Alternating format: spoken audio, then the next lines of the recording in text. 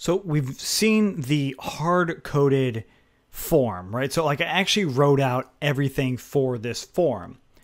Now that is nice, but it's not as effective as we might want. That is, every time I want to use a text field or the input type of text, do I really have to write out all of this code?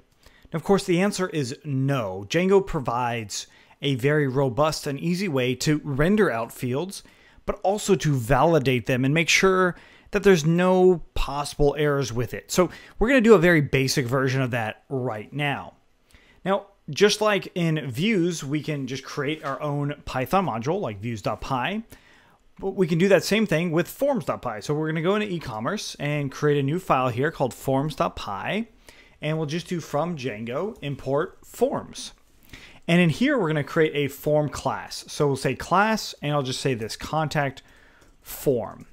And it takes in forms.form. So that's what it inherits from, which is the built-in Django class for form.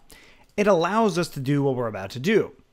If you didn't inherit from this class, it wouldn't work like this, as you may expect. Okay, so the first thing, what did I want? I wanted full name, right? That was one of the fields I had.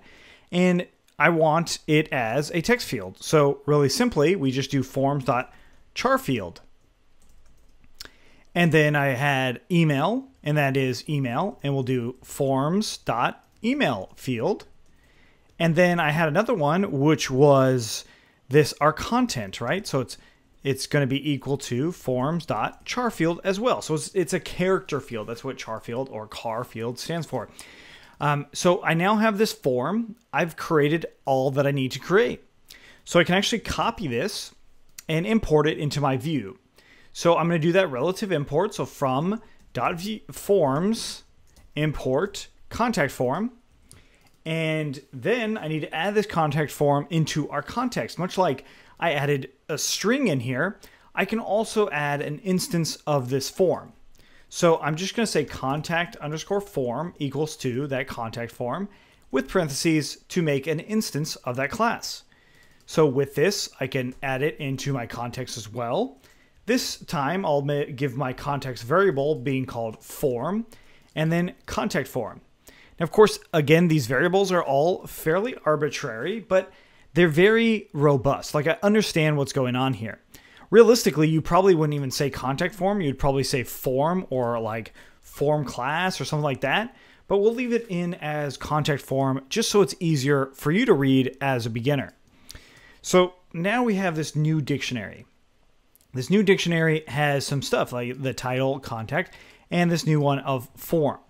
So inside of my view.html, that is the contact view, I can actually come in here and I'm going to do it right above this form. I'm going to paste another one.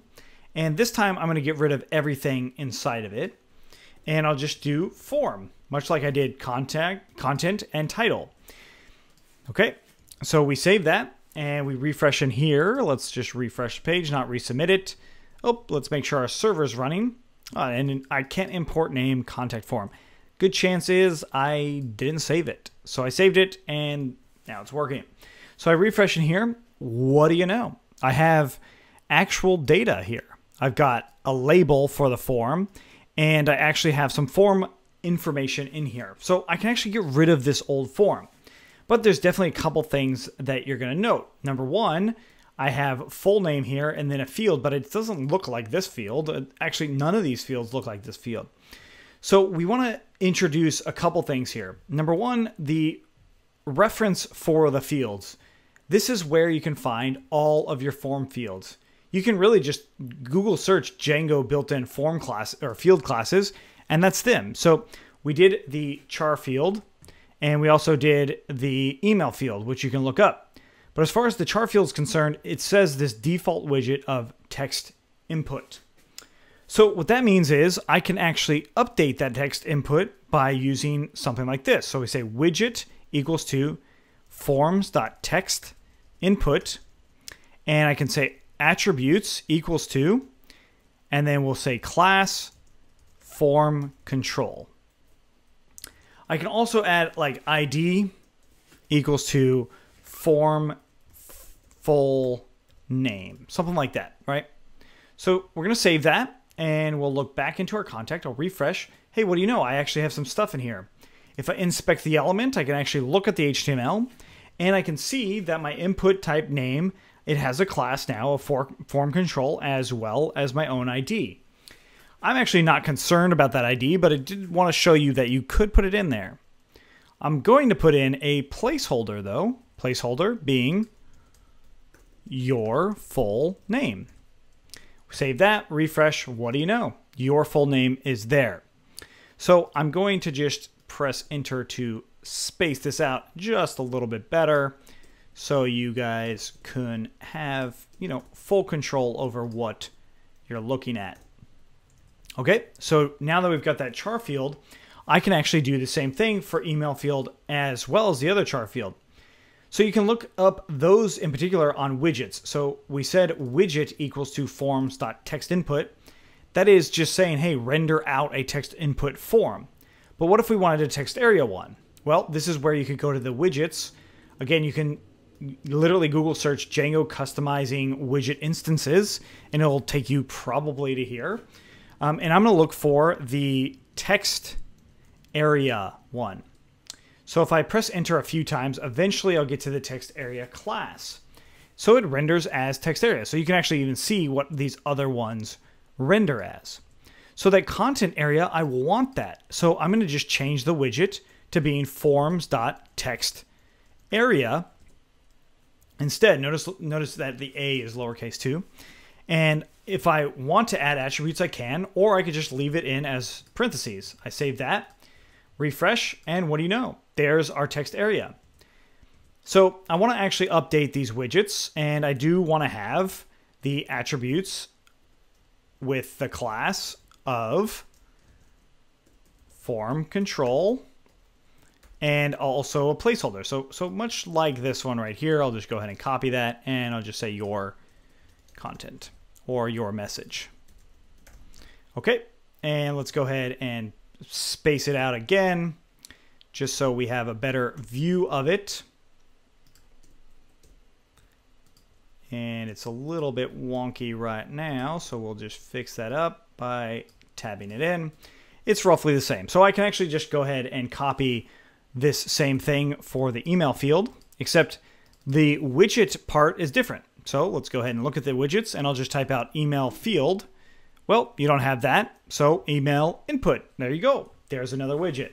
So now we can come in here and just change this to email input. We save that, refresh in there, and again, we want to change this placeholder to your email. We refresh. Now we've got a Django form. That is great. Okay, so that's a lot of sort of customizing to it as well. But there is one more thing that we want to add, and that is an input button. We still need that. And the next thing is I'm going to go ahead and just comment this out with command / or control / to just, comment out so it doesn't render. And now if we look in here, we have our form. It's looking a little bit better. And I can actually view that data. So if I come back in here, I've got full name, email, content. That's the post data. And full name, email, content. Those are all the same names. So we're going to go ahead and save it. I'll say, hi, there is my name, abc@gmail.com, and some random content. I'll hit submit. We look in our terminal, and what do you know? The same data is coming through. Now, that's cool, but that is actually not the main portion. The main portion would be grabbing this data and passing it through this form. So in this request form, or contact form, we want to pass in the request.post or none. So what that's saying is if there's post data, pass it to this form. If there's not, pass none.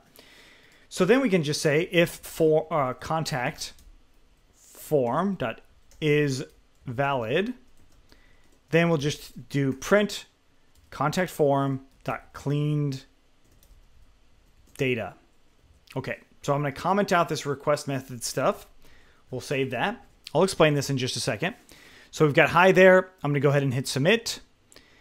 And what do you know? That data is still coming through, and it's actually sitting on that form still. So if I refresh, still there. It doesn't actually go away until we clear it out. But that's the nice thing about how this is actually working. I can actually see the data that's coming through. very similar to the request post, but it also can stay there if there's errors. So in the sense that there's errors, let's go ahead and just refresh a new one. I want to say, I'm going to do a validation for email.